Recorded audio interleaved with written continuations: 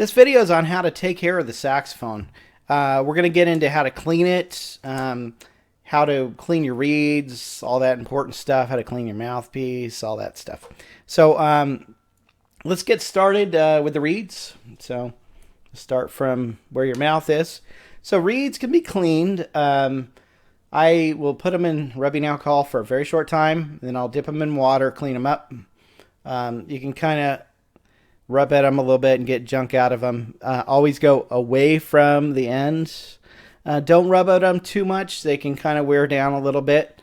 So other things about reeds, the bottom needs to be flat. If you look at it, usually with one eye like that, you can see a little bit better.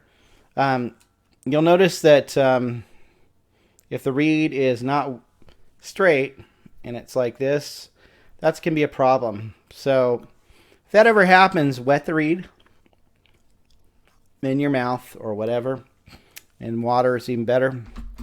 Take it and put it on the table, the flat part of the mouthpiece, and just, I don't know if you can see that, kind of like that. You don't want to push it over the edge, break the reed, but just put your finger over the reed on the table and pull back really gently. Do that a few times. And then flip it over. Do the same thing. Right? So you can go back and forth. Sometimes you can kind of move it, sway it a little bit on that table. I don't know if you probably can't see that too well. But kind of straighten it out over and over. And then look at it. If that reed can't be straightened, it might be worn out. And they do wear out over time. Then comes into... see if this is my alto one. Now this is my tenor one. Reed clippers. This is more an advanced thing. If you don't know how to do it properly, don't do it. I like these reed clippers. They're pretty nice. I put the reed in, and I only do this when the reed's worn out completely. Put the reed on real evenly, and push this one in a little bit. It wetted this reed a little bit, and for some reason it's not going through all the way. There we go. So I just cut a little sliver off the back of the reed. I'm not going to do it on this one because I actually like it. You can't probably see, but it's a little tiny sliver on the end of the reed. I like the ones with the screws on the bottom so you can turn and it moves the reed up really gently. So if you're not experienced with that and your reed's not completely garbage, don't do it because you'll probably mess up your reed. So, like I said, reeds need to be flat. Once you clip them, or if you find the reeds aren't flat in the bottom, you can take a really fine piece of sandpaper and just on a table, I'm not on a table in front of me, and just run the reed back real gently. Try to get the whole bottom of the reed. Once the reed's all flattened, it's going to stick to that table of the mouthpiece. This part needs to seal. It's really important. Okay, so I'm going to take the reed off. I guess I'm not going to be playing it right this moment. Here's a ligature. You can kind of clean with the mouthpiece brush around the ligature. I usually use dishwashing detergent on these, just gently, nothing too abrasive. And just kind of rinse it off on occasion. You don't need to rub or clean these excessively, but the mouthpiece. Back to the mouthpiece brush. So I get a little dishwashing detergent personally, put it on here, and I scrub the inside of the mouthpiece over and over after dishwashing detergent goes on here and some water. I kind of rinse off the mouthpiece, and I scrub in the inside, scrub from the back, inside, the outside, the rails, the side of the mouthpiece, each side. Just make sure I get through the table, everything. So once that's good, I rinse it off with cold water, not hot water. Hot water will damage, will start to fade your mouthpiece. It'll still play, it just kind of looks old. They do eventually start getting kind of faded. Anyways, I'll put my ligature back on and my reed back on, I guess. I guess I don't know my reed. So I'm not going to play it for this part. So yeah, so clean the mouthpiece, clean the reeds. There's a sticker you can put on the end of your mouthpiece. Mine, you can see a little teeth marks. It's on the sticker. That actually keeps your teeth from digging into their mouthpiece. It also helps grip when you go to play. Your teeth kind of dig into it. They have mainly two different types. One is actually thinner, which is the kind I feel like my teeth grip in. They have another one that's a little bit fatter. It's more like rubbery. I feel like these clear ones last a little bit longer personally, but you can experiment and find out what works. Both are correct. So you can get a neck swab, come in handy. Pull the neck off real gently. Make sure when you pull the neck off, pull it off real gently. Hold at the base of it. Don't hold here. You can bend the neck and damage it. Real gently pull it out. Run the neck swab through. Pull it all the way through. Kind of go through each side. If there's something you run into, there's a little tube inside there. It's part of the octave key mechanism. You could run it through all the way, actually, like that.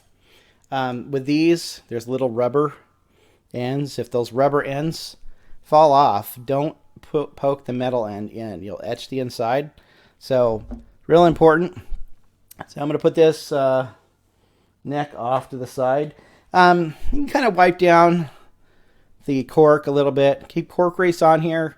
Helps the mouthpiece go in, especially when the mouthpiece or the neck has been recorked, or the instrument's brand new, which in that case would be recorked or corked for the first time. So the body of the instrument at this point, so we can get a neck swab, or a swab, I should say. And I got a little knot here. I'm going to pull it out real fast. So personally, I like to put this down on this side, right? I push it in all the way as far as I can. Usually sitting down when I'm doing it so I can have my saxophone on my knee. And I poke it like so. Right, push it in a little bit. Don't want to force it. I've known people that have actually pushed it in and got it stuck. So be careful. And then I kind of pull through, right? So in this case, if it's not wanting to go through, don't force it. Just really gently untangle it and find a way to make it go in easily, right? So now I'm going to pull it through, all the way through. And I'll do that a few times, like about 3 times. Run it through again. You can do this too as well. I'll just do it a couple times just to give you an idea. Right, and like so. And I, don't do that. Don't just dump it out. I usually will stick my finger in there. So like so, or poke it in. And then I'll turn the saxophone to get gravity to pull the hopefully weighted end right here. Mine's weighted. And just pull it gently through. Don't force it. If it does not want to come out, just be careful with it. Okay, so we went over cleaning this. Now we do have these pads on our saxophone, and you can get pad paper or powdered paper is even better, and we can get into the pads. Like I can throw it in, like let's say my C. I'm putting it into my key, right? Once I get it in there, which is kind of hard at this angle, right? I hold it in there. It's usually easier when I'm not dealing with the camera. And then I just hold it down and I pull, right? So I'll do this about probably 3-4 times at least, depending on how sticky it is. The pad starts sticking. You'll need to use the paper. Now, a lot of people don't. And then the instrument goes clink, clink, clink. G sharp, but is spring loaded on most saxophones. This one right here, I don't know if you can see it. See it's opening. That's spring loaded. Also C sharp for that matter. right there is spring-loaded. So they'll stay shut all the time. There are things you can buy that will actually hold those keys open when they're in the case. As long as they're in there good and, you know, not bumping into the wrong things, they should be fine on the saxophone. Now, as far as getting your saxophone looked at, once a year tune-up is not a bad thing to do. I personally know how to adjust my saxophone somewhat. I still take it in here and there, but I can put a light down the instrument. I can see if there's a leak. I can tell if it's not playing right on certain things because I've been playing for a long time and I've been trained how to do that. Now, there's certain things I don't touch just because, you know, I know how to do certain things and I don't know how or don't have the tools to do everything. There's a lot of tools. So it's a skill to be able to repair a saxophone. It's worth paying somebody a little bit, having it done right. So if the neck, let's get to cleaning the neck. So you can take your cleaning cloth and wipe this part right here every time you're done playing, every single time, right? If this becomes really built up with junk, sometimes even a paper towel is a little more abrasive, and we'll get that cleaned up. You also need to clean inside. This is the receiver, it's called. So I take a cloth, I'm done playing, I just kind of rub it all out. Just cleaning through with the swab, or running this through. A lot of times we'll clean that up. Just kind of make sure it's really clean. So when you put that neck on, should not be a problem at all. Should be real easy. It should not move. If it sways, it should go side to side, but not back and forth like that. So something to think about. Let's see, anything else? Yeah, keys need to be moving, flowing. Whoever does repairs usually puts oil in the keys. Saxophones don't need oil all the time. I mean, on occasion here and there, not a bad idea to do. Let me move this up a little bit. Moving down. Yeah, that's pretty much it. Oh, neck straps. Get one with a hook. If you don't, and you're bumping around with a saxophone, bang, flies on the ground, right? Not a good idea.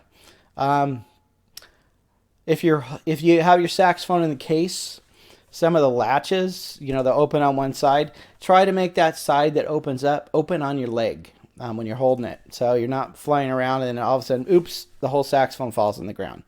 Those little things to save your instrument. I haven't seen that happen too much, but I'm waiting for it to happen. I mean, if one of those snaps comes loose, or you only have two, and two of them fall out, your instrument's falling on the ground. So, not a good thing. Let's see. Yeah, that's pretty much it. So, hopefully that helped you a bit.